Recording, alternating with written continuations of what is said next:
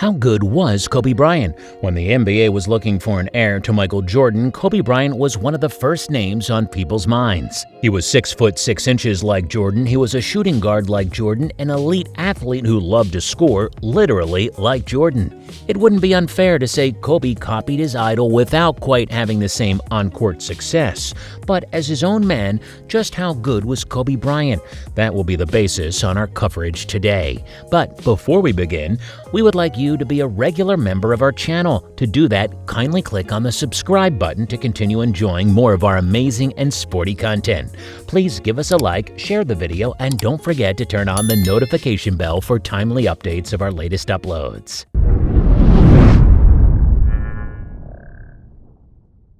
Bryant took a unique path to the NBA, moving to Italy where his dad played pro ball and idolizing European basketball and football stars there before coming back to the U.S. when he was about 8 years old. Whether he knew it or not, that taste of the world outside America would shape the man and the player who would change the makeup of the sport. Bryant could speak fluent Italian owing to his living in the country for 2 formative years, but he famously conducted interviews in Spanish and conversed a little in Slovenian. The story goes that Kobe learned how to speak different languages so he could throw his own trash talk and understand what his opponents were saying on the court. He spoke in Spanish to Pau Gasol during their time together with the LA Lakers to make life easier for his championship mate and make life harder for their less linguistically flexible opponents. At some point, budding superstar Luka Doncic was preparing to throw an inbounds pass when he heard someone courtside speaking Slovenian. Turning around expecting to see a countryman, there was Kobe beaming back at him. The ensuing dap from the last Mamba to one of the new ones was a beautiful passing of the torch moment. Kobe is named after a Japanese steak, and that's on a serious note. But it was in China that Bryant's international flavor became most evident and important. He was one of the first American NBA players who were big in China, to the point that when the Redeem team traveled to Beijing for the Olympics in 2008, the Americans had support from the locals as well as the traveling Stars and Stripes Brigade. While LeBron James is synonymous with Cleveland and Jordan is impossible to separate from Chicago, Bryant doesn't belong to any one place. LA can claim him because he spent his entire professional career there. Philadelphia is where he was born and went to school. His love of the game flourished in Italy. Bryant was a one-man wrecking crew. For his most successful seasons, he was always part of a tandem. But that was just for the first 47 minutes of a game. Come the 48th, winning time, it was Kobe's ball and everyone else could get out of the way. In the years between Shaquille O'Neal's departure and Paul Gasol's arrival, Bryant famously had some dodgy rosters around him. And that was where the legend of Mamba mentality really flourished. Kobe gave himself the nickname of Black Mamba for the Snake's ability to strike with 99% accuracy at maximum speed in rapid succession. No doubt, giving yourself a nickname is corny as hell, but the Mamba of it all has taken on a life of its own. Mamba mentality is a trait few possess, and those on your team may rather you not possess. It could be maddening to watch your teammate score 81 of 122 points in a team sport as Kobe did against the Raptors in 2006. It could be maddening to watch someone so self-possessed and so focused on winning to the point that they will slap at a teammate's broken thumb at practice because they think that player is just slacking, as Kobe did to Nick Young during a scrimmage. Hell, it might even be exhausting to watch someone take 50 shots to score 60 points as Kobe did in the last game of his career. Few athletes in history, no matter the sport, can boast a career like Kobe Bryant. Even fewer can say they transcended their chosen sport the way the LA Lakers superstar did during his 20 years in the NBA. Bryant, who died in a helicopter crash at age 41, ended his career with the LA Lakers in 2016 as a 5-time NBA champion, 18-time All-Star, 11-time All-NBA First Team, 2-time Finals MVP, and one-time league MVP. His 33,643 points make him the fourth highest scorer in NBA history. He was surpassed by LeBron James only hours before his death, and his 1,346 games played have him 14th on the all-time list. Bryant played with two genuinely great Lakers teams and won multiple titles with both. He and Shaquille O'Neal formed one of the most dominant partnerships in league history en route to 3 straight NBA titles in 2000, 2001, and 2002, before leading a newer generation of Lakers to titles in 2009 and 2010, winning the Finals MVP in both years.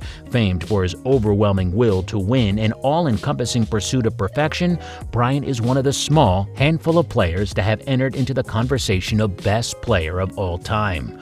Kobe was a sensation before he stepped foot on an NBA court.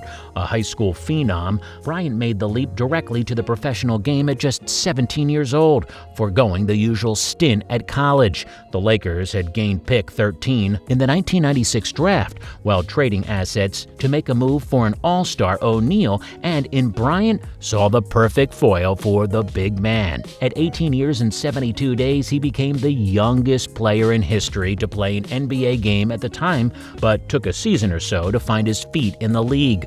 The Lakers teased the teenager into his career before unleashing him in his second year. Kobe's output doubled in his second season, and he became the youngest all-star starter in league history.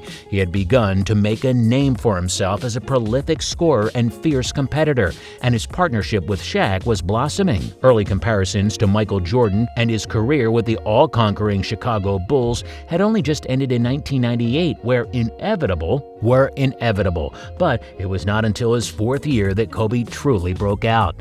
The Lakers' era of dominance coincided with his emergence of Bryant as one of the NBA's most dominant guards.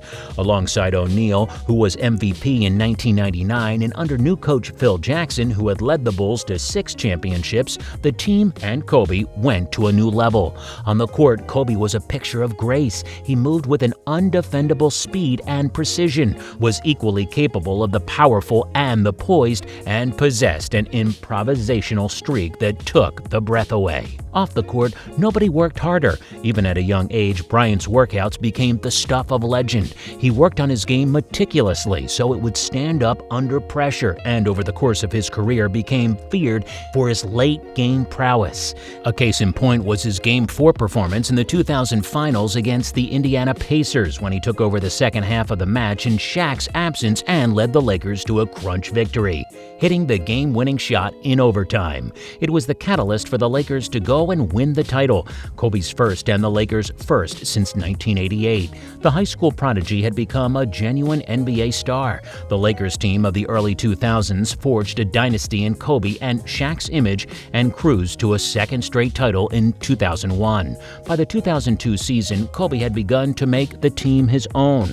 No longer was Bryant content with playing second fiddle to the imperious O'Neal. He led the Lakers in their push for a three-peat. It was a push that faced obstacles. The Sacramento Kings pushed the Lakers all the way in the Western Conference Finals, but culminated in a sweep of the New Jersey Nets in the finals. Bryant averaged 26.8 points, 5.3 assists, and 5.8 rebounds through the series, but the numbers did not tell the whole story. His influence late in games in that series and the entire playoffs was telling. At 23 years old, Bryant had 3 NBA titles. He was the first player ever to be able to say that. After scaling such heights so early in his career, a descent seemed somewhat inevitable for Kobe. On the court, this was barely perceptible, but the controversy had seeped into his life off it. The Lakers remained dominant throughout the 2003 season, but fell short in the Western Conference Finals. While Kobe's play remained excellent, trouble was brewing in his relationship with O'Neal. What once seemed a match made in basketball heaven soon became one fraught with infighting and public pettiness, as the pair played the media against each other in a bid for LA supremacy. One had to leave, and Big Shaq moved to Miami Heat. With his reputation at its lowest point and the Lakers in transition, Bryant responded with a single-minded focus to be the best basketballer he could be. He scored at an even greater rate than he had before, taking on almost all the attacking responsibility in Shaq's absence, with the sometimes spectacular results, the most famous of which was his flatty ridiculous 81-point game against the Raptors in 2006. It was, and still is, the most prolific game in Lakers history and the second most in NBA history. In that 2006 season, Bryant's scoring had reached historic proportions. He had regular games of more than 40 points and averaged over 35 for the entire season. For the first time, Bryant was named the league's most valuable player in 2008. He led a rejuvenated Lakers team to their first serious post-Shaq playoffs push and won through to the NBA Finals for the first time since a 2004 loss to the Detroit Pistons. With age catching up, his slow march towards a reluctant retirement gloriously crescendoed in one last Kobe night for the ages. Bryant had announced his retirement in a poem titled Dear Basketball, revealing what would be his last season. He tried to avoid the sort of retirement tour that past NBA greats had been afforded, but his pleas were ignored as his fans and franchises across the country paid tribute to a great. In his last game on April 13, 2016 against the Utah Jazz in LA, Kobe went off. He scored 60 points, 23 of them in the last quarter, in a sort of encore display of individual brilliance that only he could be capable of. The Lakers won the game completely on the back of Bryant's effort, and a legendary career ended in spectacular fashion. Kobe's self-created nickname was Black Mamba. It became his alter ego, which he used in his career's most difficult times to channel the killer instinct that made him unique. His talent was obvious, but his mindset was what made him extraordinary. His intense motivation and perfectionism rubbed some up the wrong way, but those who committed and joined him in his pursuit of excellence were duly rewarded. Kobe owned an era. He was the great superstar of the 2000s, taking the NBA from the days of Jordan to those of LeBron. He inspired millions, and not just to play basketball. His influence transcended the NBA, transcended basketball, transcended sport. Bryant's post-career life was mainly spent coaching kids, teaching them the art of the game, and instilling in them the sort of mentality that turns good players into champions. He left behind a wife, 3 daughters, millions of adoring fans, and a legacy of greatness. Well, there we go. Did you enjoy the video? What do you admire most about the late Kobe Bryant? Well, if you enjoyed our video, be sure to subscribe to our channel for more of our amazing content. Please give us a like, share the video, and don't forget to turn on that notification bell for timely updates of our latest uploads. We value your feedback. Feel free to share your thoughts with us in the comment section below.